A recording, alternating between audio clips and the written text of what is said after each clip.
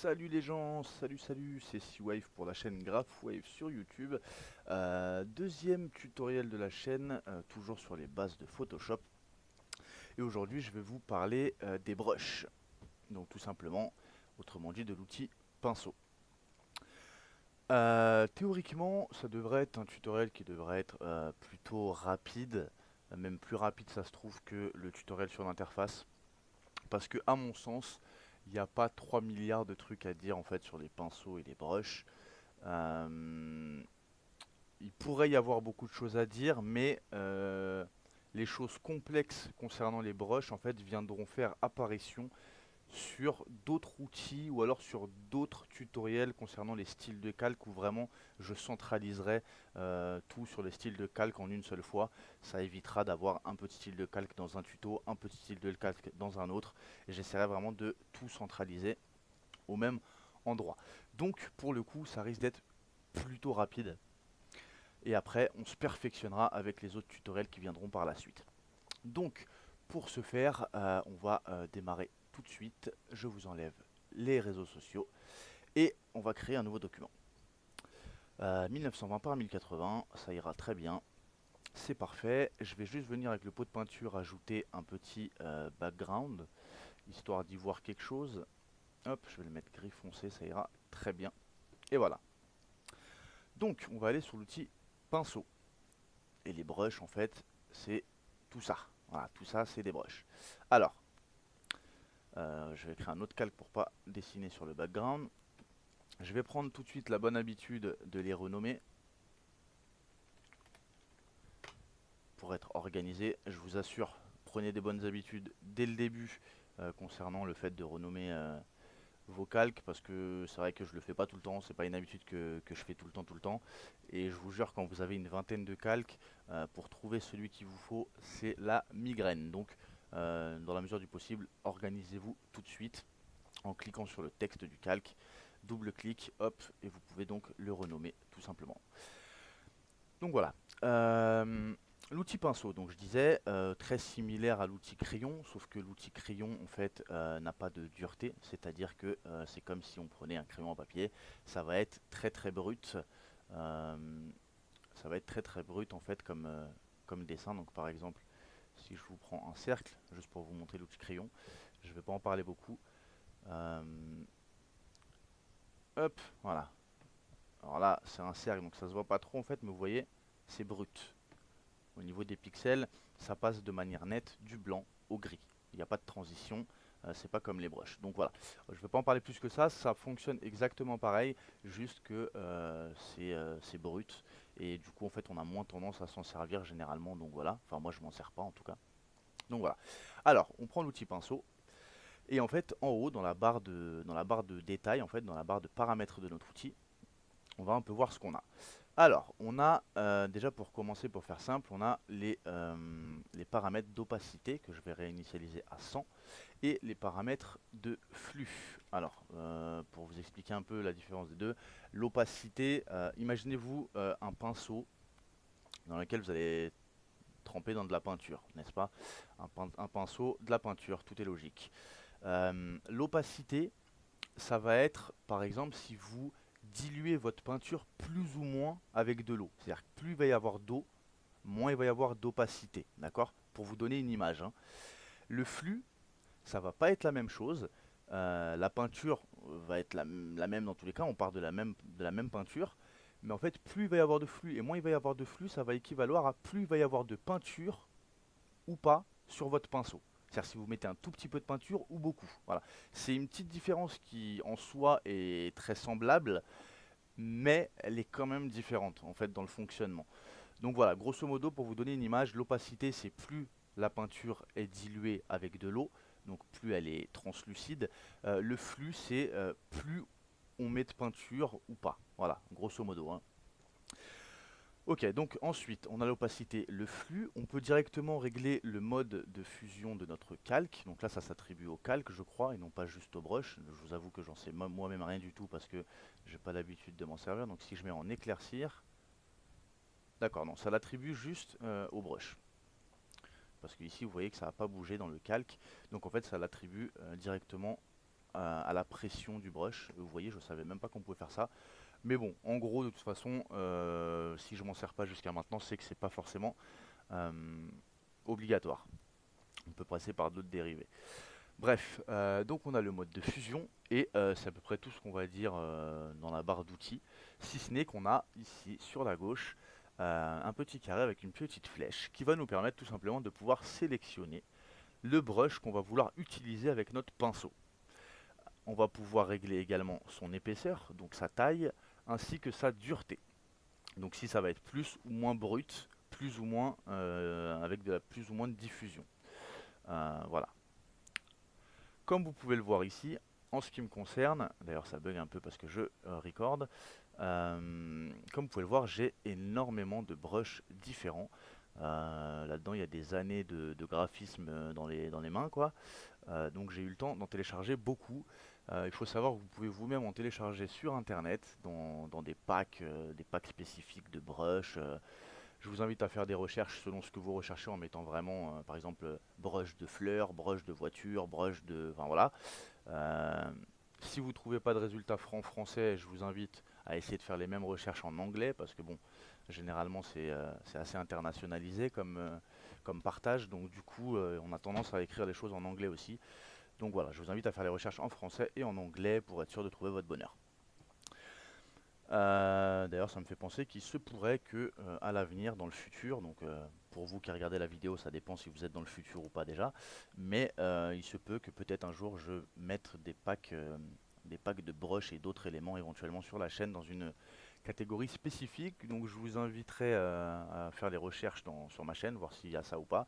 Et puis de toute façon, j'essaierai de penser, si je le fais, à venir mettre une petite annotation sur cette vidéo pour vous indiquer qu'effectivement des packs sont disponibles.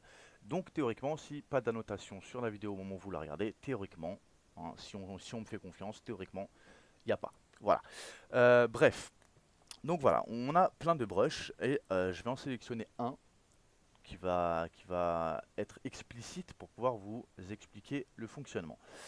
Donc je vais vous prendre par exemple celui-ci qui m'a l'air très bien. Je vais augmenter son épaisseur de manière à ce qu'on le voie, parce que là c'est pas vraiment le cas.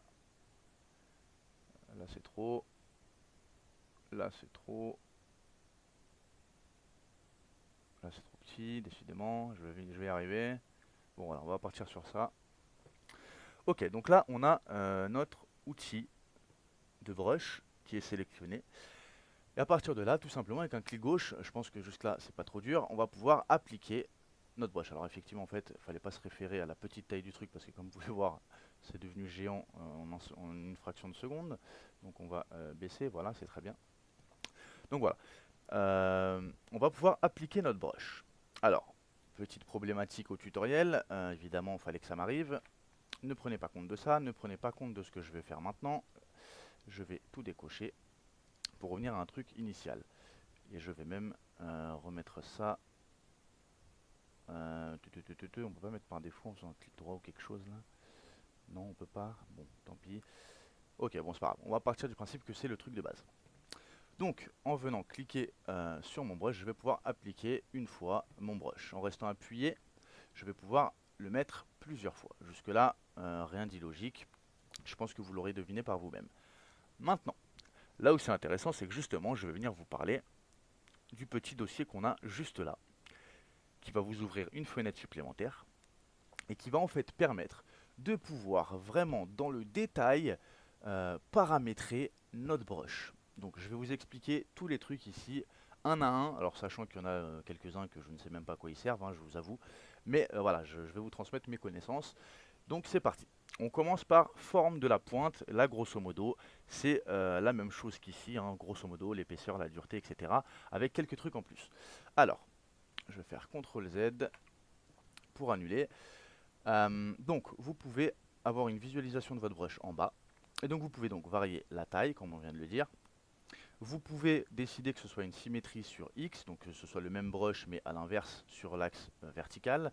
À l'inverse sur l'axe horizontal, donc là vous voyez qu'il est à l'envers tout simplement, ou les deux.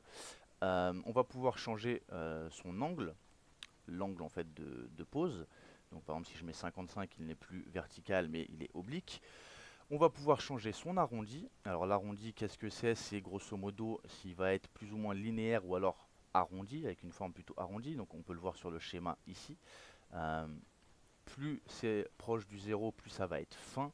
Plus c'est proche du 100 et plus ça va avoir sa forme arrondie. Donc en gros la forme réelle du brush, grosso modo.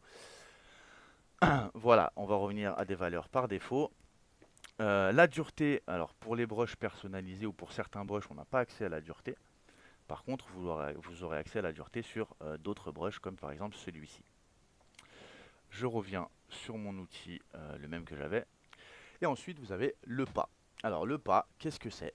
Comme vous pouvez le voir, si je clique de gauche à droite sur mon brush, ça donne ça. Maintenant, si j'enlève le pas et que je fais la même chose, ça fait de manière aléatoire. En fait, ça joue sur l'espacement qu'il va y avoir entre la répétition de mes brushes. Donc, si je désélectionne le pas, ça va être grosso modo aléatoire. En fait, ça va pas être vraiment aléatoire, ça va dépendre de ma vitesse, la vitesse de ma souris. C'est-à-dire que si je vais très lentement, ça va être continu. Si je vais vite, vous pouvez voir que ça va s'espacer. Grosso modo, on s'en sert jamais, je vous le dis. Ou alors c'est utile, mais que si on a des tablettes graphiques, effectivement là ça peut avoir un intérêt.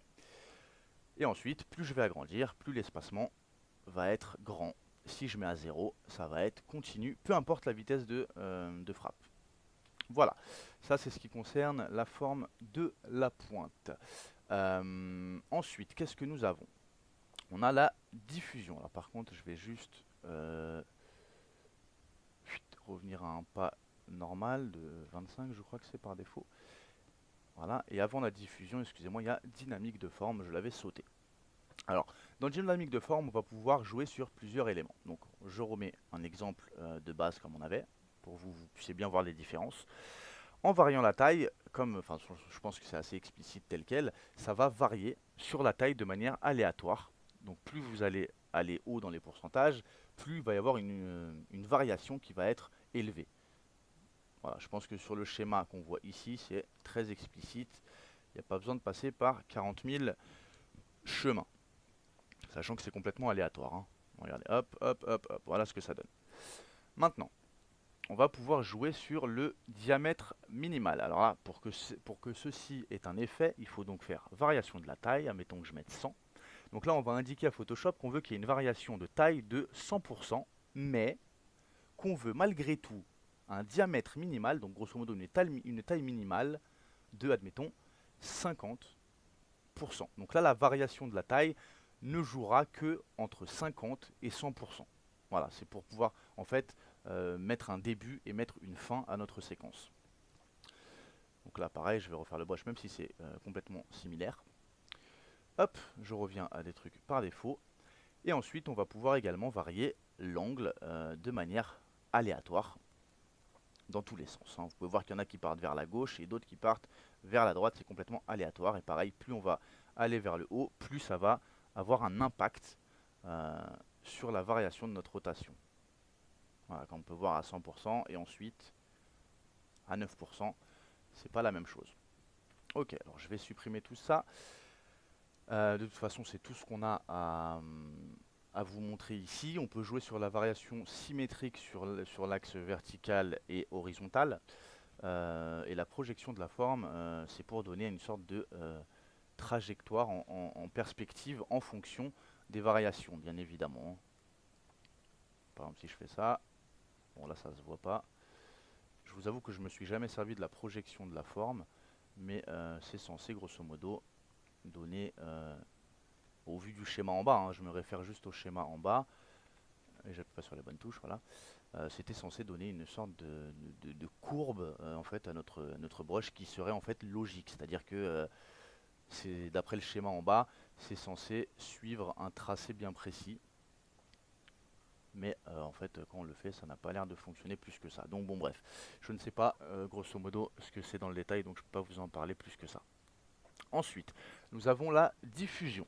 Donc la diffusion, qu'est-ce que c'est? Ça va nous permettre de diffuser notre brush de manière aléatoire en suivant un pourcentage sur les axes vertical, horizontal ou les deux. Alors c'est en fait c'est soit sur l'axe horizontal il me semble, c'est-à-dire que si on fait non, l'axe vertical, en variation diffusion on va pouvoir jouer sur l'axe vertical, donc de bas en haut, ça va être complètement aléatoire, ça va suivre notre tracé mais en jouant en fait sur la hauteur de manière aléatoire.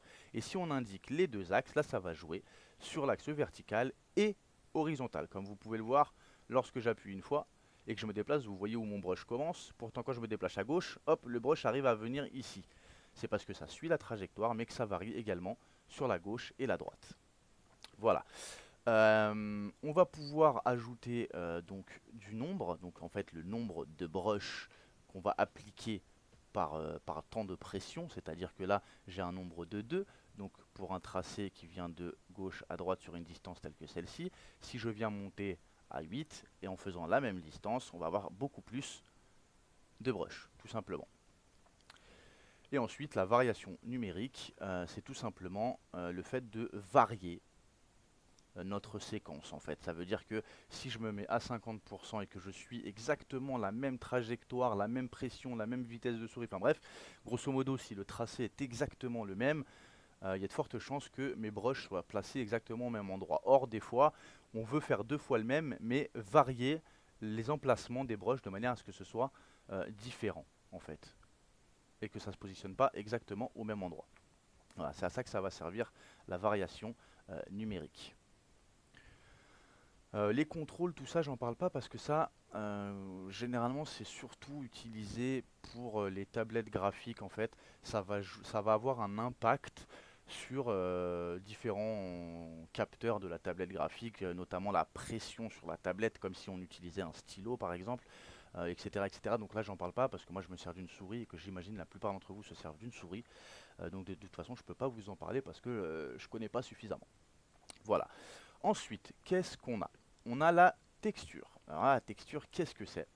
Ça va jouer en fait sur l'échelle de de notre, euh, de notre brush, sur sa luminosité, comme vous pouvez voir en bas, et sur son contraste, en fonction de la texture qu'on aura sélectionnée. C'est-à-dire que là, on peut voir que j'ai une texture en fait d'un dégradé de couleurs avec différents tons, différents tons de couleurs avec différents contrastes. Donc du coup, en fonction en fait, des couleurs de ma texture, de sa texture, quoi, du fait que ce soit granuleux ou pas, que ce soit lisse, etc., ça va venir avoir un impact en fait sur l'échelle, sur la luminosité et sur le contraste, voilà, de notre brush. Voilà, c'est pas très explicite malheureusement. Je vais essayer de mettre tout de manière à ce que ça ait un maximum d'impact. Malheureusement, on voit pas grand chose parce que le brush n'est pas adapté et la texture non plus. Mais bon, comme vous pouvez le voir en bas, ça varie tout simplement sur. Ah là, on commence un peu à le voir. Je vais monter peut-être un peu l'échelle. Là, on le voit plus. En fait, c'est variable. Hein, ça dépend vraiment de la texture. Bref, peu importe. J'ai peut-être une idée pour vous le montrer. Si je fais ça, est-ce que peut-être ça va être plus visible? On va voir ça tout de suite. J'essaie de faire au mieux pour vous montrer ce que ça change. C'est pas forcément évident. Donc là, si je viens appliquer, voilà, on peut voir dans notre brush en fait que ça vient varier. Donc là j'ai mis un brush qui est complètement continu, donc forcément tout de suite ça recouvre en fait. Hein. Mais voilà, on peut voir que ça a un impact en fonction des paramètres qu'on vient indiquer ici. Donc si je mets encore moins de luminosité, en fonction de ma texture, on peut voir que les bords sont un peu floutés, etc., etc., etc. Voilà, c'est ça l'impact que ça a sur nos brushes. Alors, je vais revenir à une valeur par défaut. Hop, donc la texture, on a plus ou moins vu ce que c'était. En dessous, il me semble que ça sert en fait à pouvoir donner une sorte d'impression de profondeur qui, pareil, va être en fonction de la texture qu'on va avoir. Ça donne bon, un effet plus ou moins réaliste sur la distance en fait que le brush aura par rapport à l'autre en fait. Selon le pas que vous allez avoir, un brush va avoir l'impression d'être plus proche qu'un autre, etc. Mais bon, concrètement, c'est quelque chose qui est plus ou moins efficace, quoi, hein. C'est pas, voilà, ça casse pas quatre pattes à un canard. Bref, donc pour ce qui est des textures, c'est fini. Ensuite, nous avons la forme double. Et là, c'est quelque chose qui peut être intéressant. C'est-à-dire que notre forme qu'on a sélectionnée, c'est l'herbe. On est bien d'accord, enfin la sorte d'herbe qu'on a là. La forme double va venir prendre en compte notre herbe, mais je ravale mes mots, en lui infligeant, en lui obligeant de suivre le tracé d'un autre brush qu'on choisira. Donc là, par exemple, j'ai un cercle. Donc du coup, j'ai toujours mon herbe en fait, mais elle est limitée à la largeur de mon cercle. Et on peut faire ça avec tout plein d'autres textures. Alors bien sûr, selon les textures qu'on choisit, c'est plus ou moins joli. Généralement, on fait ça avec des trucs simples, hein, comme des ronds, etc. Et on va pouvoir, pareil, varier la taille. Donc plus ça va être grand, plus finalement notre brush va être complet, parce qu'en fait, ça dépend aussi de la taille de notre brush initiale. C'est-à-dire que si notre brush, admettons, il fait une taille de 50, pour ordre d'idée, et que notre forme double fait une taille de 100, forcément, ça va pas avoir d'impact parce que la forme double va dépasser la taille du brush déjà. Donc en fait, le brush va rentrer dans l'autre et du coup, ça va rien changer. Donc du coup, il faut bien faire attention à avoir une taille inférieure. Donc 134 ici, en forme double, je vais mettre donc 70, c'est très bien. Et là, on peut voir que ça vient avoir un impact. Pour être plus explicite, je vais mettre encore plus petit. Voilà. Ensuite, on a toujours la même chose, le pas. Donc ce qui nous permet toujours d'espacer nos brushes, mais tout en tenant compte de la forme arrondie de notre forme double.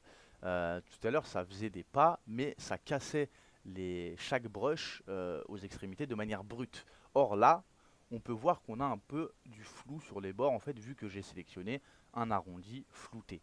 Voilà. Ensuite, qu'est-ce qu'on a? On a toujours la diffusion sur les deux axes, hein, qui permet toujours de diffuser plus ou moins de manière aléatoire, hein. Donc on peut le faire sur l'axe vertical ou sur les deux. Et on a le nombre exactement comme la dynamique de forme. Voilà. Ensuite, dynamique de couleur, je ne sais pas ce que c'est, je ne m'en suis jamais servi. On va passer ensuite au transfert. Le transfert, qu'est-ce que c'est? Ça permet de jouer sur l'opacité et le flux, hein, grosso modo, on va se limiter à ça, c'est largement suffisant, euh, de notre brush. Donc là, notre brush a une opacité et un flux de 100% vu que c'est indiqué en haut. Maintenant, on va pouvoir jouer sur une variation d'opacité qui va être de manière aléatoire. Donc si je mets 100%, on va voir que l'opacité va varier de manière complètement aléatoire. Peu importe la vitesse, hein, c'est pas la vitesse de déplacement qui l'emporte, c'est vraiment aléatoire. Variation du flux, pareil, même concept, de manière aléatoire. Voilà. Donc pour le transfert, on en a fini. Pose du pinceau, je ne sais pas ce que c'est. Bruit, c'est tout simplement pour ajouter un peu de bruit, c'est ce qu'on appelle du bruit, en fait, un peu de parasite en gros sur le contour de notre brush. Moi je m'en suis jamais servi parce que je trouve pas que ça ait une utilité. On a la case à cocher des bords humides qui en fait vient complètement changer le brush en termes de coloris. Là c'est pas très explicite. Je vais vous prendre un autre brush pour vous montrer. Je vais prendre un cercle. Voilà. Et donc si je viens décocher bord humide, ça nous donne ça. Si je viens mettre bord humide, voilà, on peut voir que ça change légèrement la couleur, pardon. Ça donne une impression que le brush est humide et on a fait ça sur papier humide en fait. Enfin voilà, c'est pas ouf, je m'en suis jamais servi non plus. On a l'accumulation, mais ça je sais pas ce que c'est. On a le lissage tout simplement pour lisser notre brush. Et voilà, on a fait le tour. Protéger la texture, c'est pour la protéger, mais jamais trop compris à quoi ça servait. Donc voilà, on a fini pour tout ce qui est les détails de la configuration de notre pinceau en fonction de nos brushes. Voilà, ça c'est fait. Et voilà, je pense qu'on a déjà terminé sur les différents brushes. Il n'y a pas grand chose de plus à dire à ce sujet. Alors non, je ne veux pas enregistrer, autant pour moi, je veux juste le fermer. Voilà. Donc comme je disais, on a plus ou moins terminé. Je vous remets mes réseaux.